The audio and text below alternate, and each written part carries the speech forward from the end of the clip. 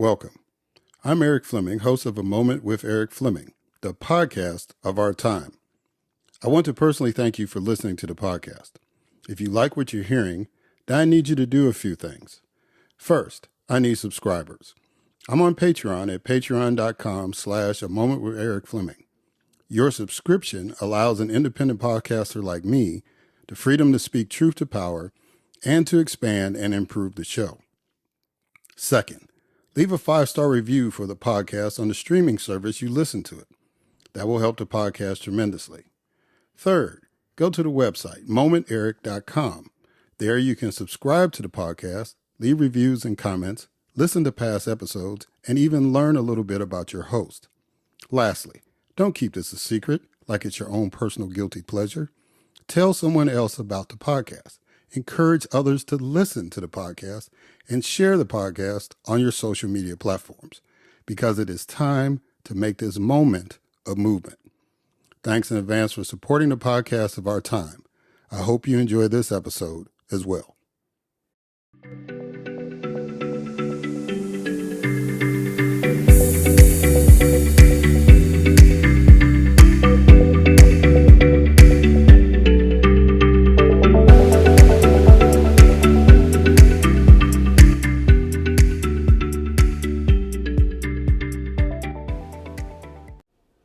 Hello, and welcome to another Moment with Eric Fleming. I am your host, Eric Fleming. And I'm really humbled today because I have two very distinguished guests coming on that I believe, one, that you'll learn something from, and two of the main topics of many topics that are going on in the United States, but two of the main topics that's in our political discussion today. I've had the honor of interviewing the Consul General of Israel for the Southeastern United States and the former political director of the AFL-CIO. And you will hear their voices after A Moment of News with Grace G.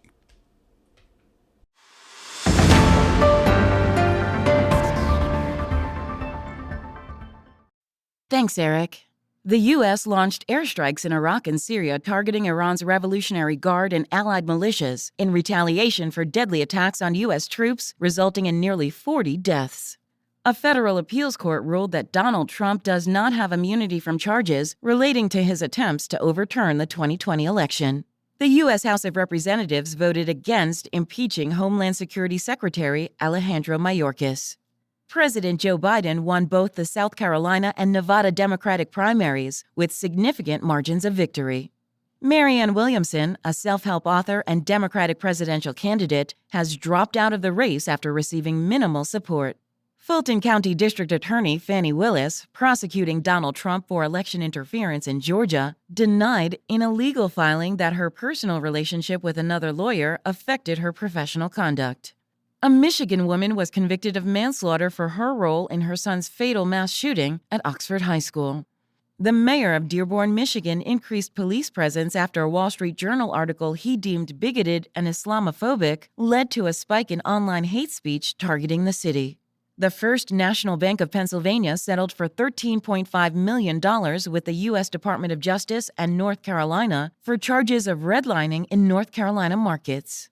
The U.S. Supreme Court refused to block the U.S. Military Academy at West Point from considering race in admissions, while legal proceedings on the matter continue. A U.S. appeals court prevented Florida from enforcing a law banning Chinese citizens from owning property. Rapper-activist Killer Mike was detained for unspecified reasons by police at the Grammy Awards after winning 3 major rap music categories. Lastly, radio talk show host Joe Madison, known by many as the Black Eagle, age 74, and actor Carl Weathers, known for his role as Apollo Creed in the Rocky films, age 76, both passed away. I am Grace G, and this has been A Moment of News.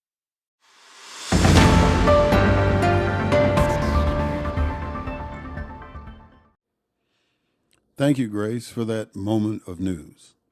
And now, my first guest. And her name is Anat Sultan-Dadon. Anat Sultan-Dadon assumed her role as Consul General of Israel to the Southeastern United States in 2019. Sultan-Dadon joined the Israeli Diplomatic Corps in 2004 and has held various positions at the embassies of Israel in Cameroon, Germany, the Netherlands, and Australia, as well as positions in the Eurasia and the Asia-Pacific divisions at the Ministry of Foreign Affairs in Jerusalem. She earned a BA in Psychology and Education from the Hebrew University of Jerusalem and a master's degree in criminology with high honors at the same institution. In 2020, Sultan-Dadon was honored by Morehouse College with induction into the Martin Luther King Jr. International College of Ministers and Laity. In her current role in Atlanta, the Consul General is responsible for advancing the bilateral relations between Israel and 7 southeastern states: Alabama, Georgia, Kentucky, Mississippi, North Carolina, South Carolina, and Tennessee. Sultan-Dadon is married to Yaron, and they are proud parents of 3 girls. Ladies and gentlemen, it is my distinct honor and privilege to have, as a guest on this podcast, the Consul General of Israel to the Southeastern United States, Miss Anat Sultan-Dadon.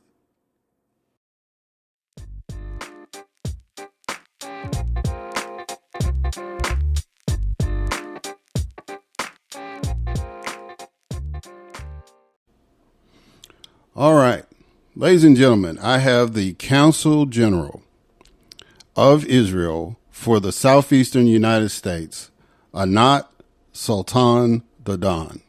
How you doing, ma'am? You doing good? Good and glad to be with you. Well, I am honored to have you on. I think shalom is the proper greeting. Is that correct? Absolutely. Shalom means peace in Hebrew, and it also is used for a greeting of hello or goodbye. Yes, ma'am.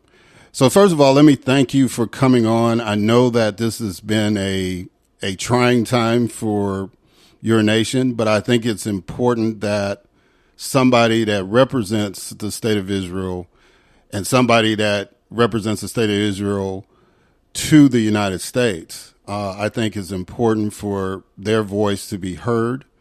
And it's really an honor to have you come on and address my audience and give them your perspective about what's going on. So again, thank you for that. At the beginning of an interview, I usually do a quote, and that quote could be related to what's going, well, you know, the topic of the conversation, something that you might have said, something that either you have written or whatever.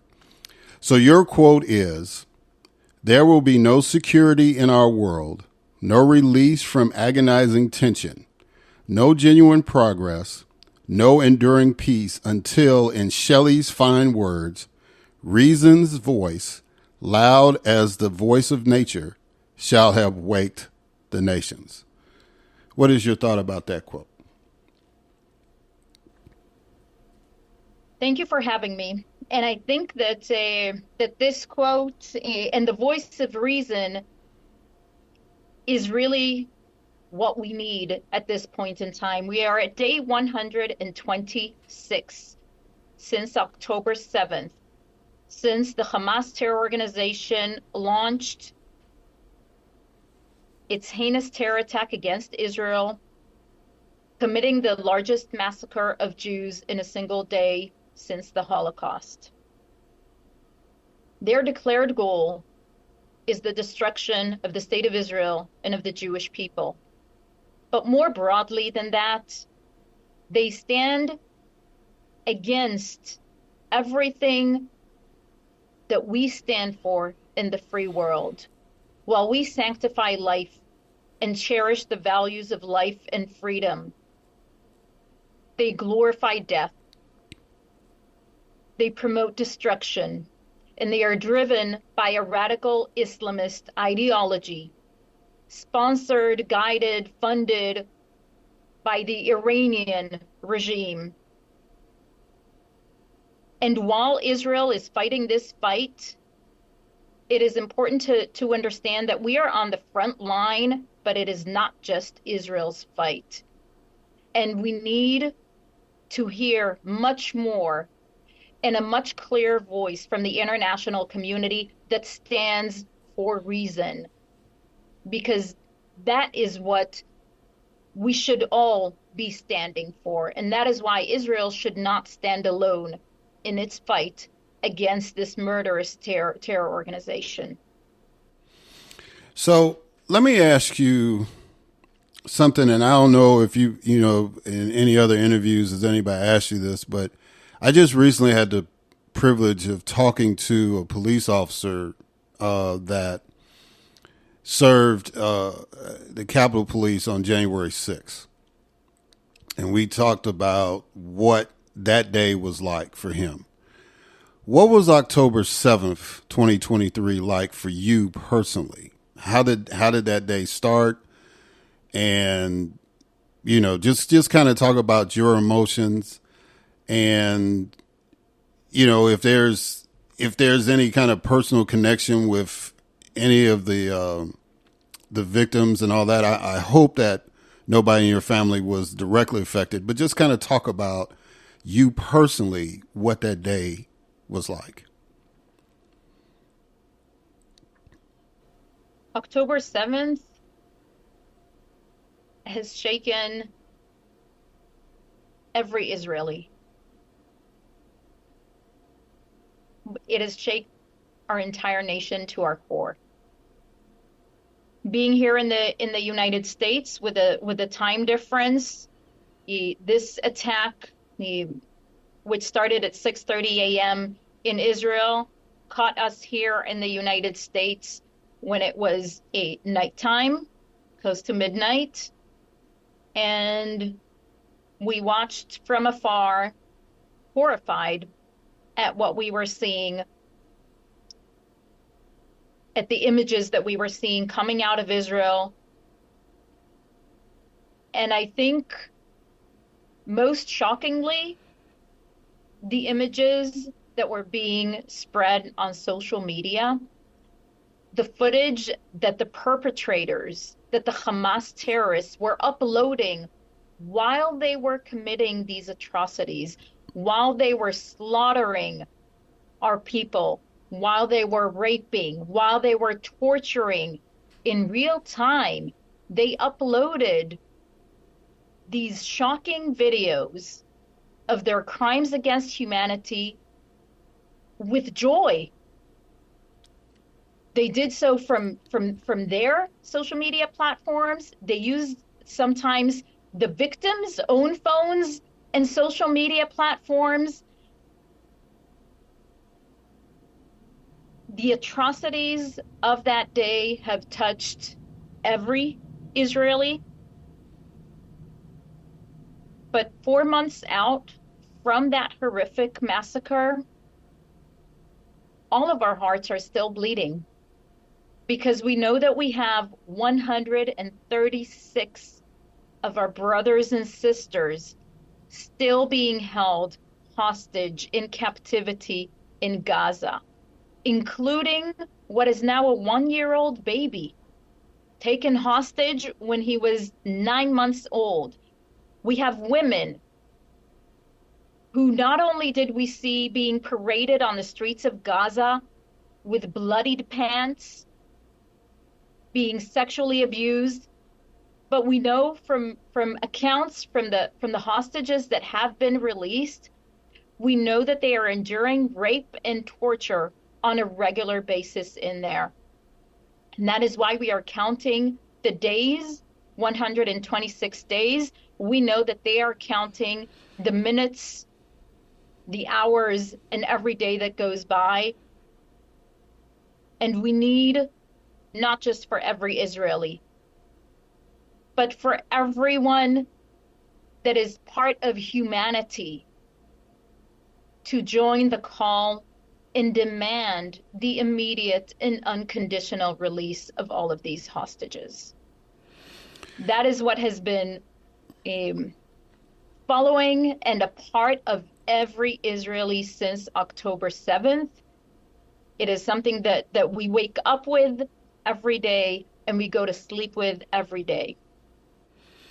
Yes, ma'am. So kind of give us, without, revealing any military intelligence or sensitive information, what is the update on the conflict now? Where is the IDF as far as how they're viewing their response to the attack? And then there's going to be some questions based off your answer, but I just want you to kind of give an overall assessment, what you can, about the IDF's efforts to respond. Right. And so the goals of the IDF are, aside from bringing back all of our hostages, are to ensure that Hamas is demilitarized, is no longer in control of the Gaza Strip, and no longer has the military capabilities that it had that enabled it to launch the attack of October 7th. And we need to ensure that they never be able to carry out such an attack again, because their leaders proudly state loud and clear that they will commit October 7th again and again and again. And so the IDF is acting in order to ensure that they are never able to, that we never see such a terror threat emanating from the Gaza Strip again. Operations have moved. The IDF has operated in the northern Gaza Strip.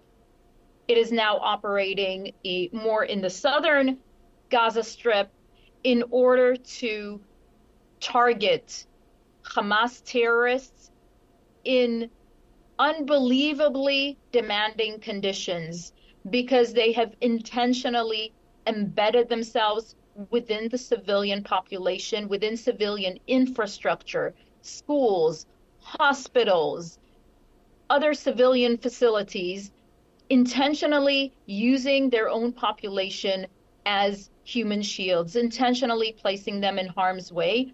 And underground, they have invested in constructing terror tunnels that extend up to 400 miles. All of the funds, millions upon millions of dollars that have gone into the Gaza Strip, meant for aid to the Palestinian people, made to be dedicated towards helping them build their infrastructure and their future, all of that has gone into investing into the terror tunnels, building the terror tunnels, equipment, weapons. That is what they have been dedicated to. And the IDF has now the task of rooting out these terrorists that are embedding themselves within the civilian population, and of conducting the warfare over the ground, but also underground, in incredibly challenging conditions. And that is what it is busy doing. It has succeeded in targeting much of the infrastructure, including their capabilities of launching rockets. Much of that has been destroyed, but we are not there yet. And the IDF will not be able to conclude its mission there until we know that Hamas is no longer in control, and until we know that they never have such military capabilities again. This is Israel's responsibility to our country and our people, as is the responsibility of any sovereign nation that faces such a terror threat and attack. But the Palestinian people deserve a better future as well, and they deserve to be free from a terror regime that is oppressing its own people, that is intentionally placing its own people in harm's way. And that is why Gaza needs to be freed from Hamas. So, as we're recording this, the previous evening, the President of the United States took a question dealing with what was going on in the conflict, and he made a statement that he felt that Israel's response has gone over the top. How do you respond to, and a lot of the protests that have been going on in the United States and in other parts of the world have felt that the IDF approach has been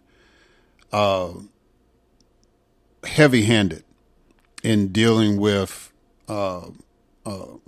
Hamas, and so how do you respond to that kind of criticism that people feel that it's been a heavy-handed approach in response to the attacks on October 7th? I will start this by saying that we are incredibly grateful to the United States for the support since October 7th, their strong stand in support of Israel and our right to defend ourselves, and then a strong stand against terror. Israel's actions, the IDF's operations, are conducted in proportion to the threat that we face. We are facing a terror organization whose declared goal in their charter, in their actions, and in their leaders' statements is the destruction of the state of Israel and the Jewish people. No nation could allow for such a threat to continue existing on its border. We cannot allow for such a threat to continue existing on our border, and therefore we have to do whatever it takes in order to ensure that our country and our people are safe from those who wish to annihilate us. We are acting, as I said, in incredibly complex conditions, not ones that we created, ones that Hamas has intentionally created. And we are making every effort in order to minimize harm to uninvolved civilians, because any harm to an uninvolved civilian is a tragedy. But we cannot allow for terror to receive shelter and be protected because they are intentionally using their people as human shields. And we cannot allow for them to continue to exist as long as their goal is our destruction. Now, I'm not a military expert. You probably have more military experience than me. The concern is, do you understand why there are people that think that you used, to use an American colloquialism, use the sledgehammer to kill a fly? Do you understand why people might think that? I think you explained that you're addressing not just the response to the attack, but any future attacks. That's the position. But do you understand why people might think the way that they do about the response? I think that there is a lot of hypocrisy in the criticism towards Israel about our response. I think that any nation that would have faced such a massacre, such an attack on its people, would be responding forcefully in order to ensure that they never see such an attack again. We are doing what any other country would do while taking probably more measures than any other country ever has taken in order to minimize harm to civilians. But we cannot allow for Hamas leadership to be able to realize that which they declare they will do. And in their own words, they will commit October 7th again and again and again. We cannot allow for that to happen. And that is why we are responding as we are responding. The October 7th attack was not a fly, and their threats to annihilate the state of Israel and the Jewish people are certainly not a fly. And we need to address the threat so that it never be able to be realized again. So, in response to what has happened, the country of South Africa, the Republic of South Africa, filed a case against Israel in the International Court. And part of their argument, saying that it violated the 1948 Genocide Convention, was that there was a predication about an apartheid state in Israel, dealing with the Palestinians. The World Court ordered Israel to prevent acts of genocide against the Palestinians and do more to help civilians, but it stopped short of ordering a ceasefire that the Republic of South Africa asked for. What is the country's response to what the World Court has adjudicated? And my follow-up is, given the history of South Africa, do you understand why they have this perception that Israel is practicing something that they had to overcome?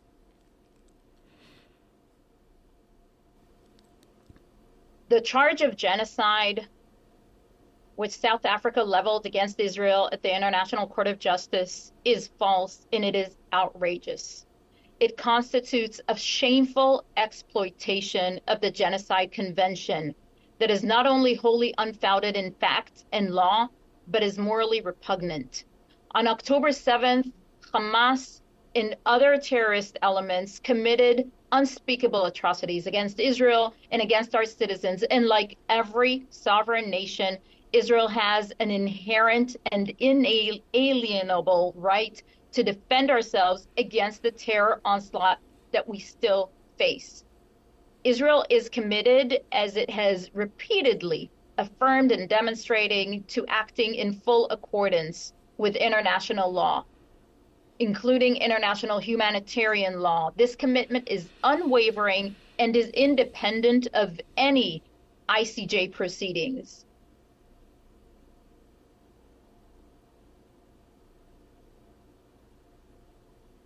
There has been also a lot of misinformation and a misleading narrative on the ICJ decision, because the court unanimously rejected almost all of South Africa's requests for provisional measures, and in practice limited the measures indicated to existing legal obligations to which Israel is already committed. And despite this, we see a determined effort by some actors to advance a misleading narrative based on deliberate misinterpretation of the decision. I would add also, because you mentioned the word apartheid.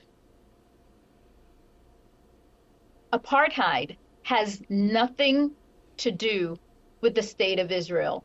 And anyone who knows anything about Israel, about its diverse society, about our robust democracy, knows that this concept is utterly foreign to the state of Israel.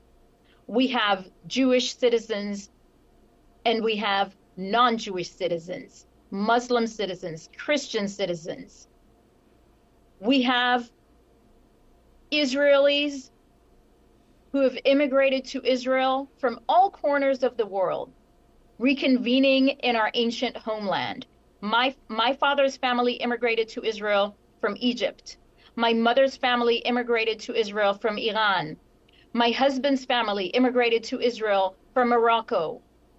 All of those countries, which at best tolerated us, and at worst persecuted us, hunted us down, and slaughtered us.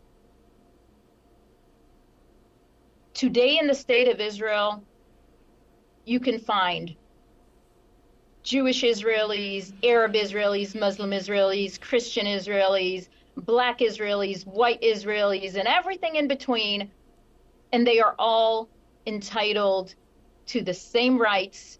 They are all equal under the law.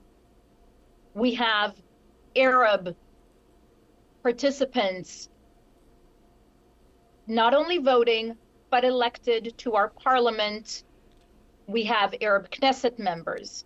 We have Arab Israelis in every walk of life. We have Arab Israeli judges, including a Supreme Court justice who is the one that sentenced a former Israeli president to prison.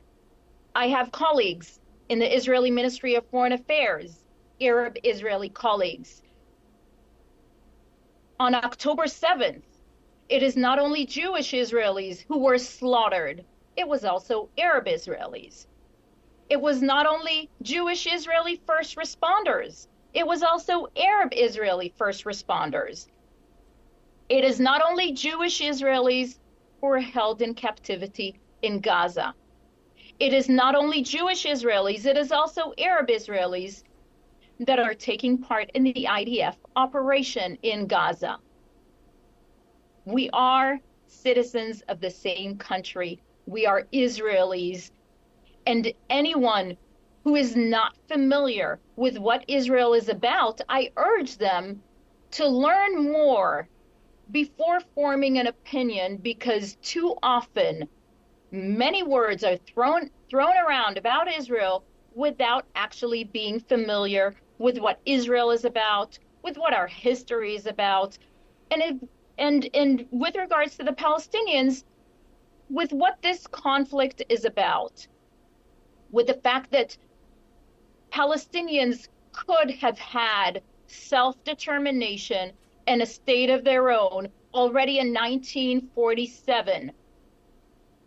But Palestinian leadership consistently, prior to the establishment of the modern state of Israel in 1948, and after the establishment, on numerous occasions and numerous points in history, they have refused to sign an agreement granting them a state if it meant that that state would live alongside the Jewish state.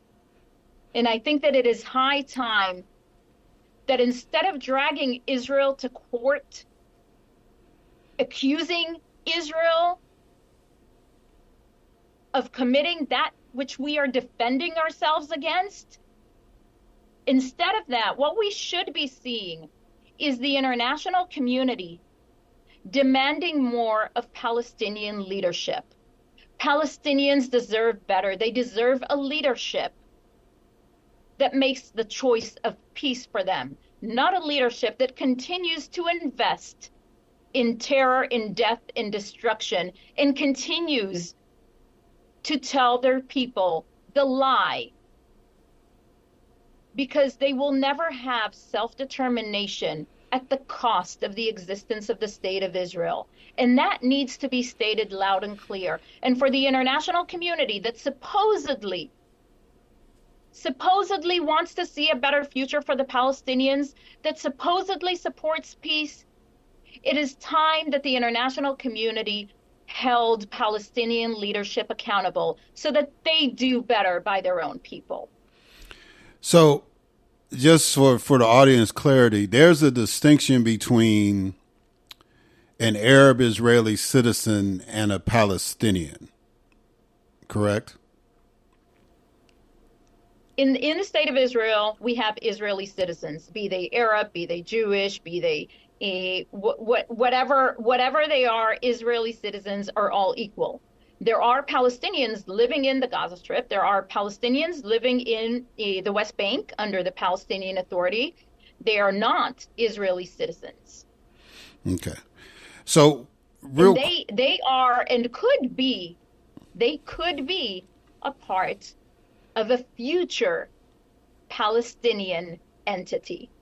But that has not been the choice of their leadership thus far. So, and real quick, because I want to, in the remaining time, try to get to the impact here in the United States. But the Prime Minister, Netanyahu, has made it clear that he's not in favor of a two-state solution. The United States and other countries have pushed that. If my question is, if the current government is not in favor of a two-state solution, do they have a plan to incorporate Palestinians as citizens of Israel? We do not wish to incorporate, we do not wish to take over Gaza or the West Bank. Israel fully withdrew from the Gaza Strip in 2005. We want to see the Palestinians building a better future for themselves. With regards to a two-state solution, that can be the future for the Palestinians, and it can be a future for Israel to live securely and safely alongside a Palestinian entity. That state, however, could not be a state, it cannot be a state that has military capabilities, because we have seen what that means for Israel. But absolutely, all of the capabilities and all of the independence and authorities to build their future. Okay. So here in America, you've been kind of following what's going on here in the United States as far as how the conflict is impacting our politics here. President Biden seems to be catching it from both sides. We've had people talking about it from anywhere from a Starbucks cafe to university campuses. We've heard these terms being thrown out about anti-Semitism and Zionism and ceasefire, and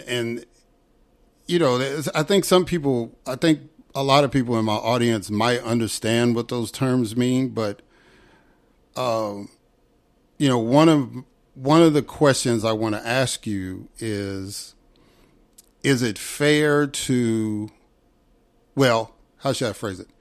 If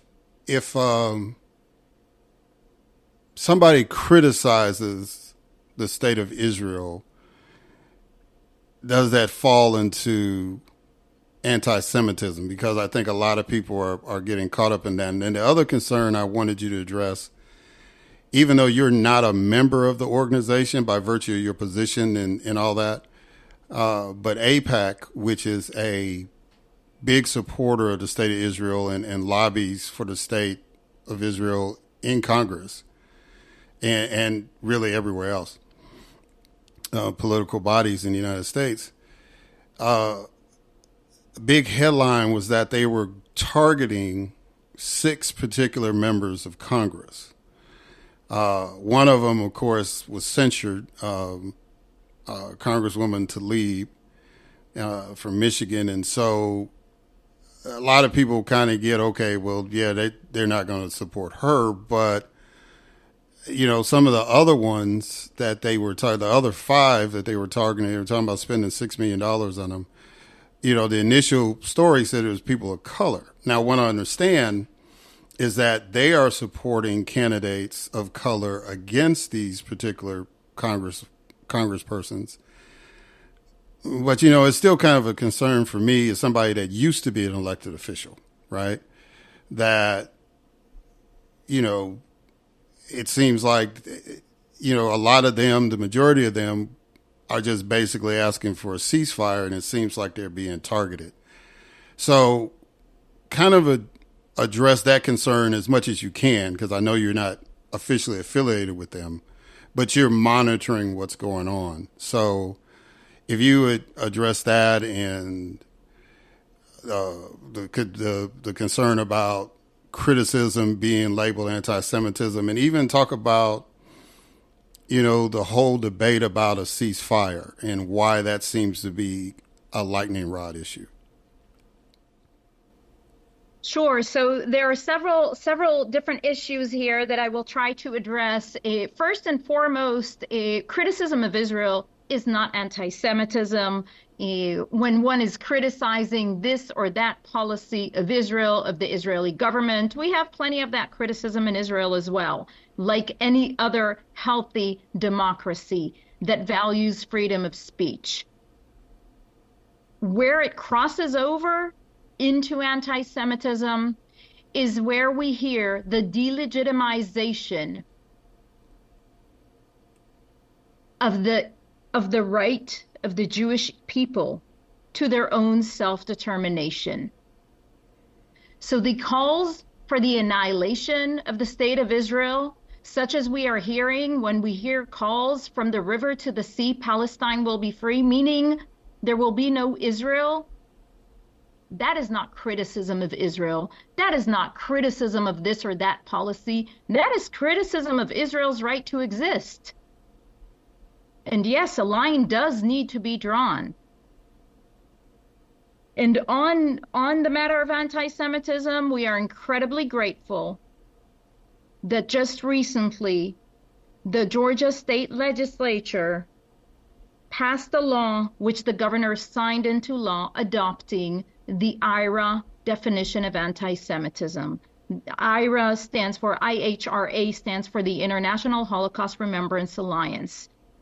And adopting the definition of anti-Semitism is a very, very important step, because in order to be able to address this very, very concerning problem, we are seeing an incredible rise in anti-Semitism globally here in the United States and even here in the state of Georgia. In order to effectively address this issue, one needs to understand what constitutes anti-Semitism in order to recognize it. So that is on the matter of anti-Semitism. With regards to pro-Israel organizations and their support of certain candidates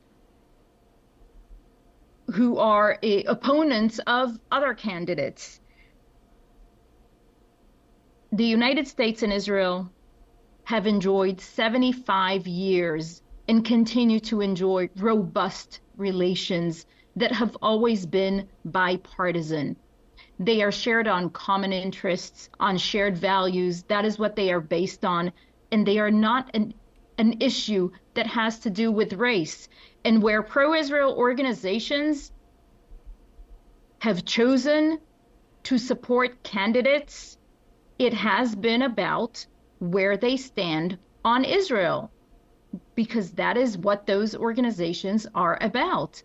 And where one stands on Israel has nothing to do with their race. And that is why in the majority of the races where a person of color is not the one that is being supported, it is actually a person of color who is running against them who is being supported.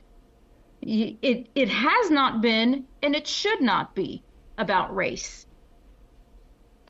Trying to portray it as such is saddening, and it is done by those who are trying to sow division and trying to bring in a matter that has no relevance to U.S.-Israel relations. They are not and have not been based on matters of race. They have been and they continue to be based on common interests and on shared values. Now, with regards to calls for a ceasefire, we are hearing many calls for a ceasefire, and these unfortunately are based on either ignorance or support of a terror organization. Because there should absolutely be calls for a ceasefire, but those calls for a ceasefire should be directed at the terror organization who chose to wage this war. There had been a ceasefire in place on October 6th. It was the Hamas terror organization's choice to carry out the heinous attack against Israel, against innocent people in Israel. And it is the Hamas terror organization that remains committed to the destruction of Israel, and they claim that they will commit October 7th again and again and again. The calls for a ceasefire should be directed at them. If Hamas were to lay down their weapons and surrender today, release the hostages, there would be a ceasefire today. That is where the calls should be directed to, not at Israel, who is acting to defend itself in order to ensure that we will never face such an attack again, just like any other nation.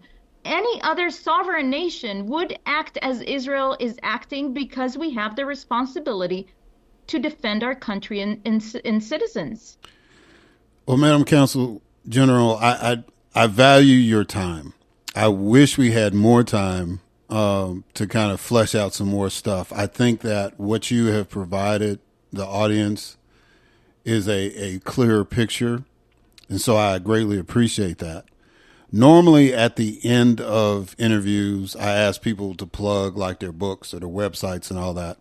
In your case, because you're a diplomat, what I would ask you to do is, how can people contact you to offer support?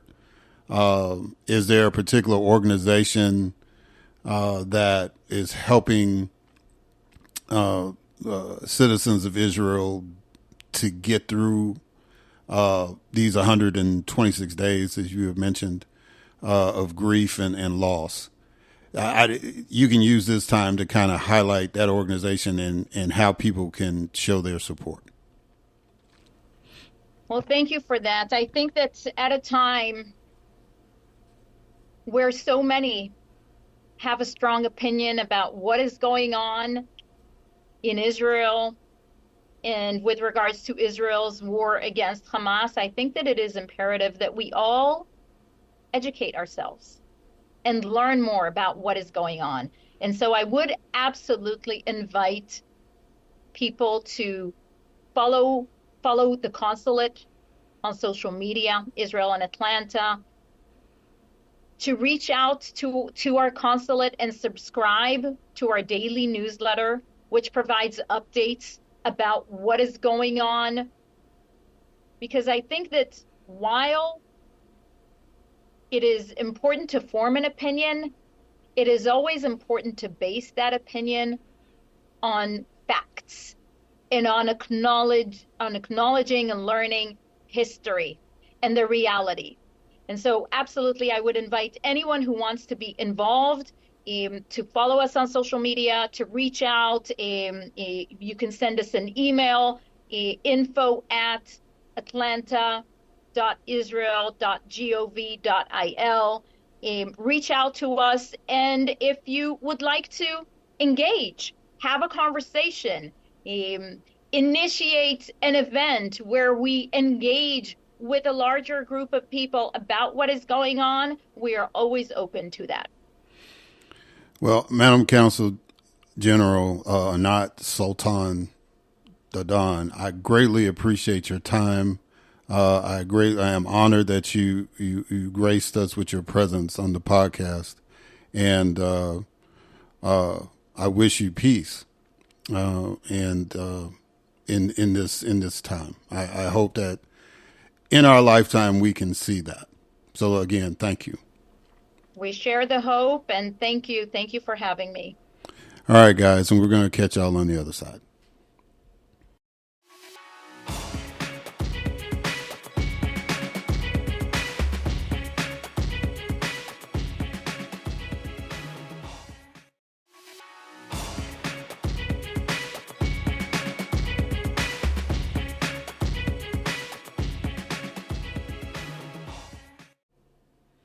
All right, and we are back.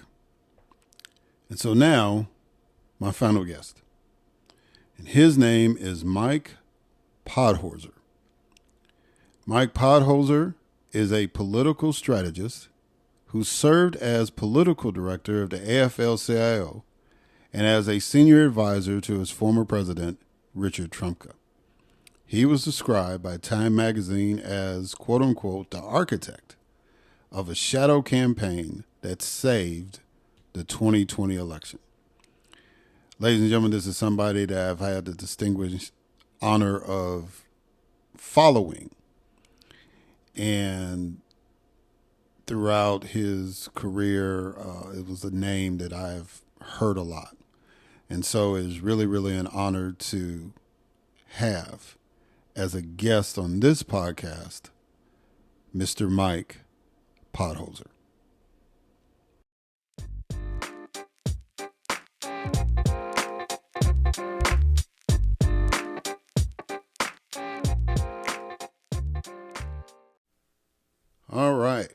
Mike Podhorzer. How you doing, sir? You doing good? Good. Yeah. How about you? I'm doing lovely. I'm glad to have you on. Um, you know, when I was an elected official, one of my biggest honors was to get the AFL-CIO endorsement. And I've got a story to tell you off the air about, I bet you did. yeah, because it would be too long to tell it in the window we're trying to do. But I really, really appreciate the power of the AFL-CIO and to have somebody that played a major role in helping flex that power is really a personal honor for me. So I'm glad you're on. Oh, well, it's really not just, it's the working people who are part of the AFL-CIO that matter. Well, I expect a labor leader to say that. So what I like to do with my interviews is start off with a quote. And the rules are that it's either something that relates to the issue we're going to talk about, something that the person, either the guest said, or something they've written in a book or article, whatever. So I found this quote from you, and I thought it was very, very telling and very interesting. It says, "When we think about the United States, we make the essential error of imagining it as a single nation, a marbled mix of red and blue people. But in truth, we have never been one nation. We are more like a federated republic of two nations, blue nation and red nation. This is not a metaphor. It is a geographic and historical reality." Talk to me about that quote. Sure. And thank you for attaching to that. What I mean is that if you're paying attention to the political discourse in this country, you just hear about how this is about red people and blue people who can't get along, and it's a problem at the individual level that we as Americans can't get along with each other. In fact, the problem is that we set the nation up in a way to protect the very different ways of living that were present at the founding, which of course was a region in which the right to own people had to be protected, right? And so we haven't escaped the system that protects that region's, quote, way of life, right? And there obviously, after lots of struggle and a civil war and the civil rights movement and everything, it is not literally the same. But in terms of the difference between the legal regimes in the two regions, it still very much is, right? We see that today in the fact that in the blue part of the country, in pretty much, if you live there, you have access to an abortion. If you live in red states, you do not, right? And you just go down the line. And it's because the way in which we protect the sovereignty of individual states has always prevented us from really having a true national citizenship, right?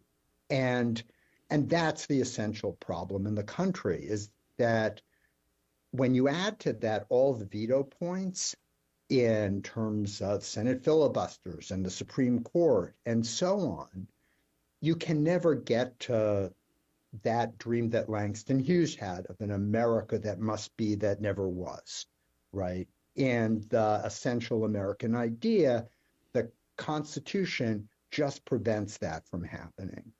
And since 2008, the convergence of both the election of Barack Obama and the Great Recession, right, you created the spark that ignited the worst part of the sort of red state coalition, the religious right. And almost immediately, that Tea Party movement we all knew about, and at the time, understood properly that it was racist and against Obama and birtherism and all of that, what we didn't see at the time was that it was also about the religious right feeling like they had been betrayed by the business side of the Republican coalition. That for decades, the business side had the driver's wheel and kept telling them, don't worry, we're going to appoint the judges, we're going to get your stuff done. And when McCain on election night 2008 did the right thing, he immediately conceded. And not only that, began his concession by talking about what an important moment for America to have elected Barack Obama, right? That was the beginning of the war on rhinos, Republicans in name only. And what we've seen in a sort of unprecedented pace is that those MAGA, beginning as Tea Party folks, have basically taken over every aspect of the Republican Party. And that's why we have the rising political violence in this country, why everything that gets attributed to this amorphous red people, blue people, is really about the institutions that give the religious right and others the opportunity to hack our constitutional system. And until we understand that's the problem and not each other, we have a long way. We can't get out of this. Yeah, that's pretty heavy, and is also very, very accurate for those people who really pay attention to what's going on and understand history. So that's why I wanted to pull that quote to start it off, even though a lot of the discussion we're going to talk about is more labor oriented. I think I wanted, I'm just going to say, I wanted the audience to understand how deep a thinker you are. Because a lot of times people look at the labor movement, right? They look at the old movies, the latest movie that just came out, The Irishman, right? The hearing that just happened last year with the president of the Teamsters and a U.S. senator about to go to blows. That's sure. That's how they look at labor leaders. It's like, yeah, they're smart, but they're, these are the guys you don't want to get a fight with in the bar, right? But yeah, the whole essence of the movement has been about not just, you say, the people on the ground, but the leaders that have the historical depth and the strategic intellect to make that solidarity work. And so in saying all that, that leads to my very first question for you. Is the labor movement back? If it is, why? If it isn't, why not? So that's a great question. I think that, and it also can really is an extension of the first question you asked, right? Because one of the other characteristics, when I started out by saying that in Blue America you can have an abortion if you need one, in Red America you can't. Well, the other thing that's true almost as comprehensively is that if you are in a blue state, getting a union is much easier than if you live in a red state, right? That, and this again goes back historically, right? That the states that constitute Red America, the economic power there is built around low wages and extractive industry. Whereas in Blue America, it's not like big business wants unions, but they are not about wage repression to the same extent. And they found a way to coexist with unions, right? So now, how that feeds into answering your question. Everybody is very excited about the victories that the UAW and WGA and Teamsters and lots of others have had, really dramatic victories, not just, and importantly, not just in terms of boosting the wages of the people who currently pay dues, but of the ripple effect it has of all the people who are in those industries. For example, right after the settlement, Toyota raised its wages, right? And what both WGA and UAW accomplished was with UAW and the people who make electric batteries, and with WGA and some of the stuff on AI, they actually accomplished policies that had been stalled in Congress, right? De facto settlement, right?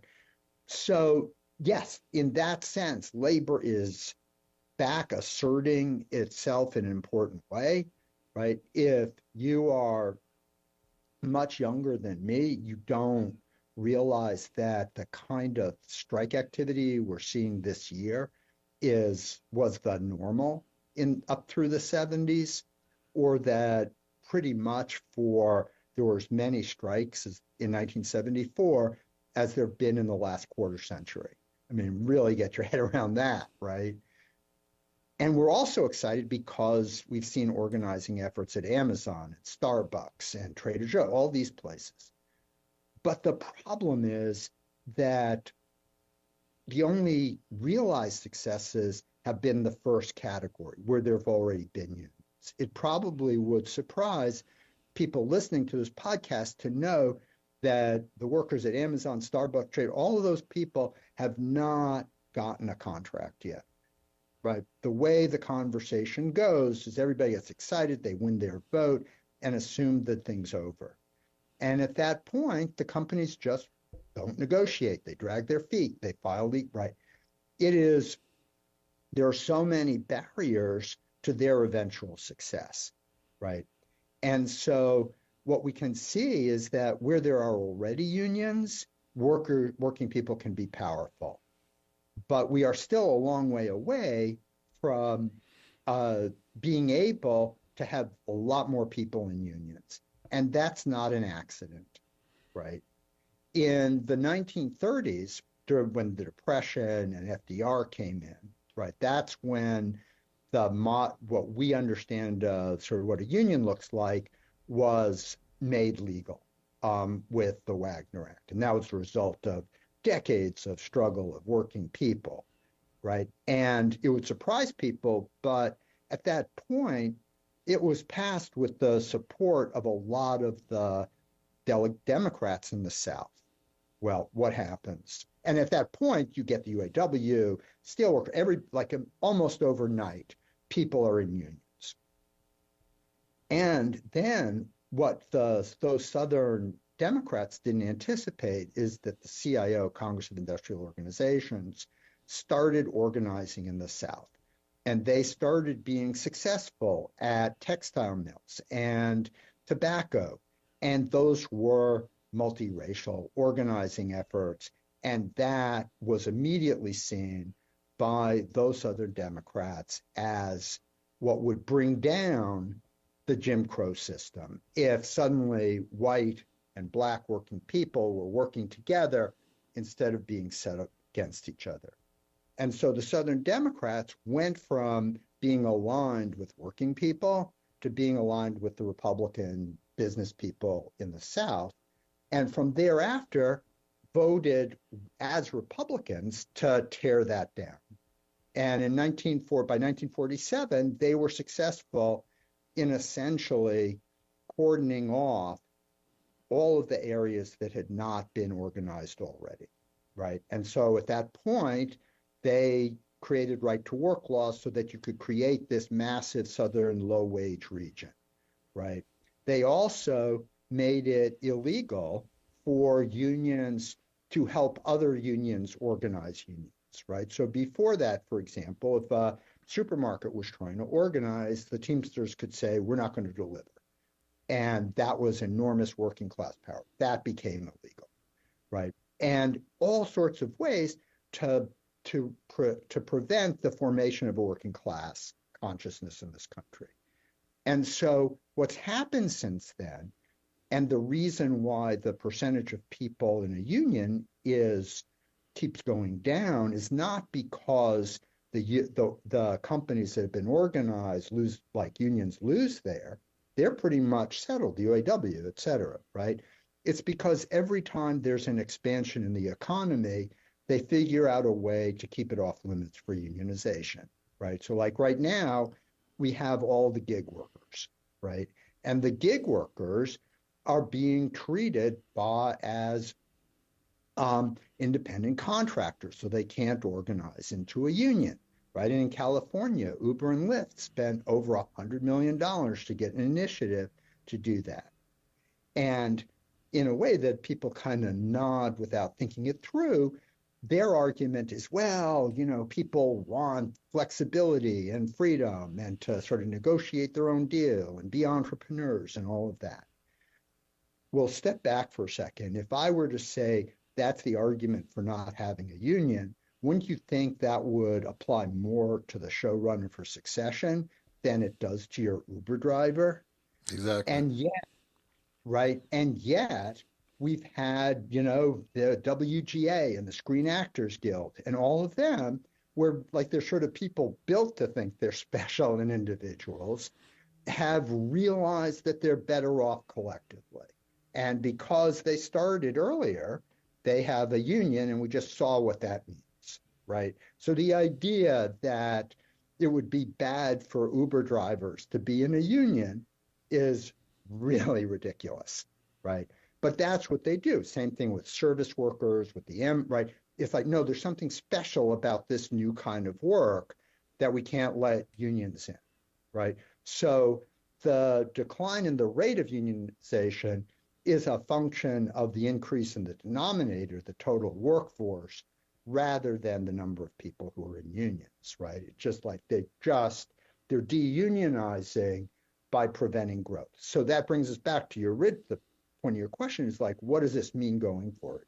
Well, what it means is that unless the laws are changed and the rest of us realize that like our nation depends on allowing everybody to act collectively if they want to, right? Not only will the Amazon warehouse workers not get what they deserve, but our democracy will continue to erode. So real quick, you threw out the term right to work. What is that? What exactly does that mean? Because a lot of people have heard that, but what does the actual term mean? Yeah, right to work is like, a real oxymoron, right? But they really sort of, trademarked it too early. The idea, the right to work means, so let me back up. The way unions are successful is in sort of the traditional American way that if the majority of a company or a workplace or whatever it's going to be votes to be represented by a union, everybody is a member of the union. What right to work is the right, the quote, right of people who get the benefits of the contract the union negotiates not to have to pay dues to the union, right? And it's meant, obviously, to undermine the ability of there to be successful unions and to allow folks to get the benefits without paying the cost. But of course, what that means for the business, like suddenly we have businesses who are so concerned about the rights of working people, right? The purpose is to make sure that these are, like, on the one hand, these businesses are, firing people for saying the wrong thing in their Facebook feed. But on the other hand, they're so concerned with those people's, quote, rights that they want them to be able to opt out of paying dues for a union they voted for. And obviously the reason is so that the union doesn't have the resources to fully contest them. And that's the problem. So which event was more detrimental to the labor movement? Was it right to work laws or the Citizens United ruling? Oh, right to work laws. I mean, the Citizens United is terrible, but that's just like piling on. I mean, the Citizens United has been catastrophic for the country in ways that, like, people, for whatever reason, feel like they can't talk about, right? There have been rigorous academic studies that have shown that after that Citizens United has helped Republicans by 3 to 5 points in state legislatures. And that is the reason we have all of these red trifectas in the country, right? And that you have situations like Wisconsin where, like, the Democrats can win a majority of the votes for state legislature and be worried about Republicans having a 2/3 majority, right?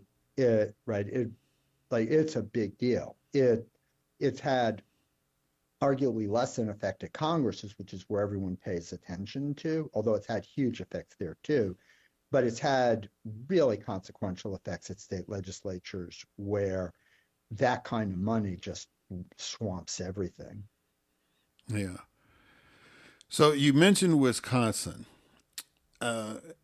What is the appeal of the Republican Party or even Donald Trump in states that traditionally have been strong labor states, like Wisconsin, like Michigan, like Ohio, like Pennsylvania? I think that that the piece of this that really is not put into the mix is the extent to which in those 3 states the Great Recession so damaged their economies, right? And I think for people, especially who are in the sort of DC political conversation bubble, right, it's really hard to understand that if you were living in a place like Youngstown or Erie or, some of the more Janesville, Wisconsin, that as plants were closing and Barack Obama was president, right? And they're like, Democrats weren't doing anything, right, that actually reached down to you. And I think that it's more that in those places, what brought a lot of working people to the Democratic Party was no longer there. There was a fundamental tie that was broken. And so I think for what puts those why those states have been voting for Trump is much more about a sort of failure of the Democratic Party to deliver for the regions of the state that have swung so wildly to Trump. Yeah, because I think some of the concerns have been the issue about gun rights and the issue about immigration has kind of overshadowed, the economic influence and strength that the labor movement would be able to convey to voters. But, judging by your answer, the Democrats have not fully addressed the economic concerns that normally labor people would pay attention to. Right. But it's also it's more so when we talk about the reason that these regions are moving away from Democrats because of guns or because of immigration, whatever it is, right? That is what you can see in a survey, right? It is certainly true that the people who are moving away from Democrats have those answers on polls. But in the real world, right, there's the way things feel in the place you live. That's not reducible to what's the Democrats' position on guns, right? It's how do people in your diners, in your clubs, when you meet people at the PTA, how are they talking about all of this stuff, right? not in a structured, I can answer this on a survey way, but just how do people feel about Democrats, right? And I think in those areas, the way they feel is let down, right? And when they're let down, then the fact that they were never really that much in agreement on, say, guns becomes what they check on their survey, right? But they had those positions before the Great Recession and were voting for Democrats, right? And it's just more than the simplistic approaches that we hear on, cable and even a lot of academic, right? Because it's just so easy to look at only what you can see in a survey. All right. So over my lifetime, I've seen a shift in power amongst the labor movement from UAW and Teamsters to the UFCW to now SEIU. How has that trend been helpful in maintaining the AFL-CIO's political power?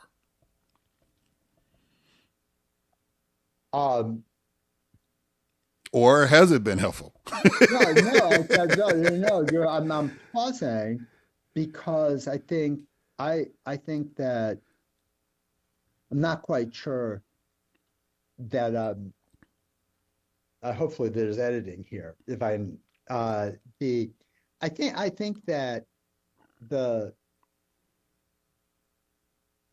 reason I'm like trying to figure out what you're asking. So, in 2006, SEIU left the AFL-CIO as Teamsters, right? So it's kind of a non sequitur question. Maybe I shouldn't have said AFL-CIO. Maybe I should have just said the labor movement as a whole. Right. That I can answer. Yeah. So if that's the question, I think that that what we've seen continue over the last couple of decades is that whereas in its birth, the labor movement was very much the center of power were the industrial unions. Starting in the 60s, a new center of gravity developed alongside it, which is public sector unions.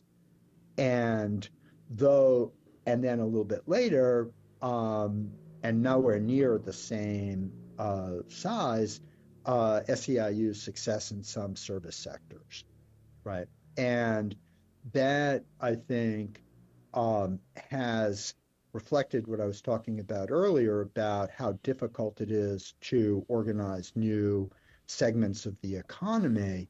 But I think that in terms of the effect on political power, it hasn't actually changed that much since the 70s in terms of how much leverage the labor movement has in national politics. Yeah, and I apologize for that because I'm glad to and see that's why I need to have historical references. I forgot that those two organizations broke away from the AFL-CIO a couple of years ago, and so. Right. But yeah, the gist that we got the gist of the question to try to show that the movement and really the essence of the question was because a lot of the industrial unions at a lot of time was, and you had mentioned it about the CIO in the South, because the CIO kind of was the organization that brought black workers in. And I was thinking about Huntsville, Alabama, for example, the coal miners. And then when the AFL-CIO merged, then, that's when you started seeing more unions that had black members.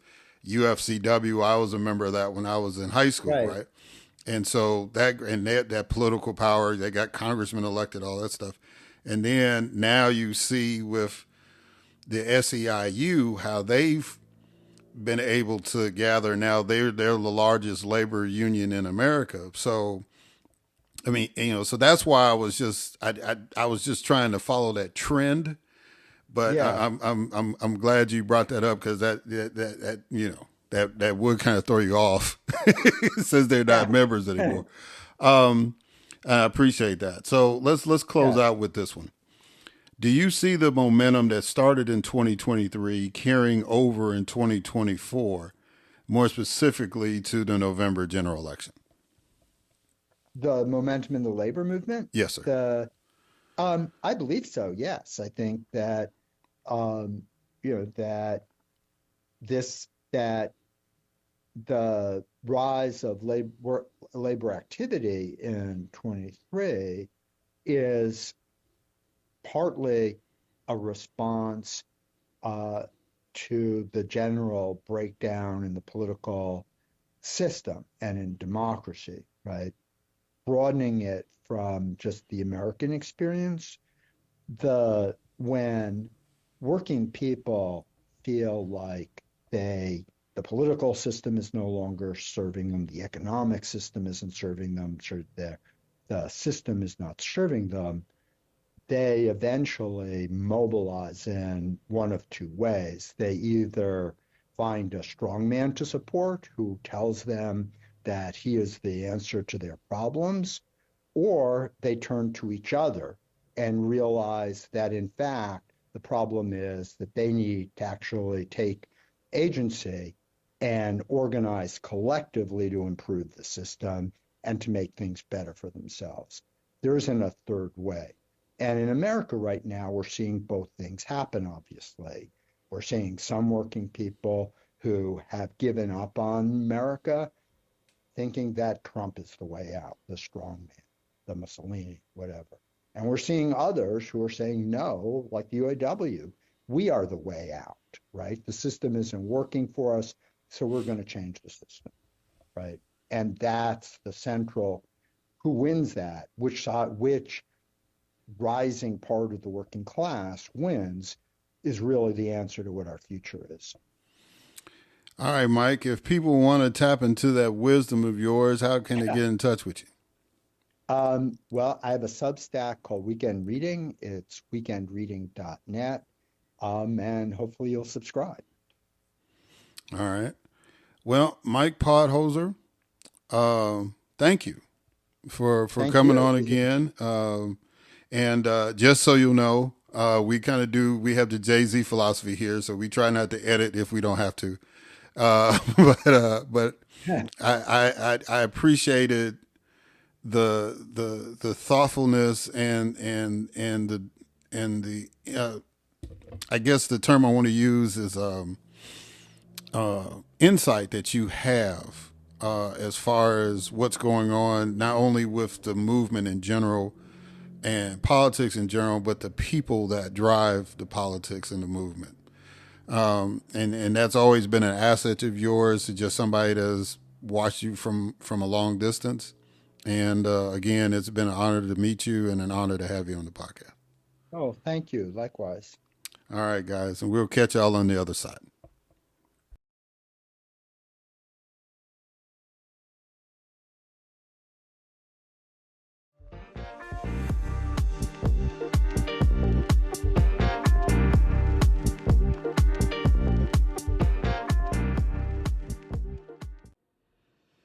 All right. And we are back. So I want to thank my guests in closing for coming on. And I want to apologize that we didn't have enough time. I know 30 minutes or a little longer, it seems like a lot of time, but considering the subject matter that both of them was discussing, very easily could have had an hour and a half interview with both of them. But I want to thank them for coming on. And I want to thank you, those of you who have been following the podcast and been faithful listeners, for tuning in. And my goal is to continue to try to bring quality guests and to offer commentary that will educate and inspire you to stay active and engaged in the political process. It has been an honor for me to do this, and we are now getting ready to embark on our 9th chapter or 9th season of this podcast. So the next episode will be season 9. And for all of the episodes that I've been able to do, I wouldn't be able to do it without your support and your encouragement and your feedback. As stated at the beginning of the podcast, I would like y'all to subscribe to Patreon and to just continue to listen and talk about what we talk about on this podcast. I love y'all. Greatly appreciate y'all. Until next time.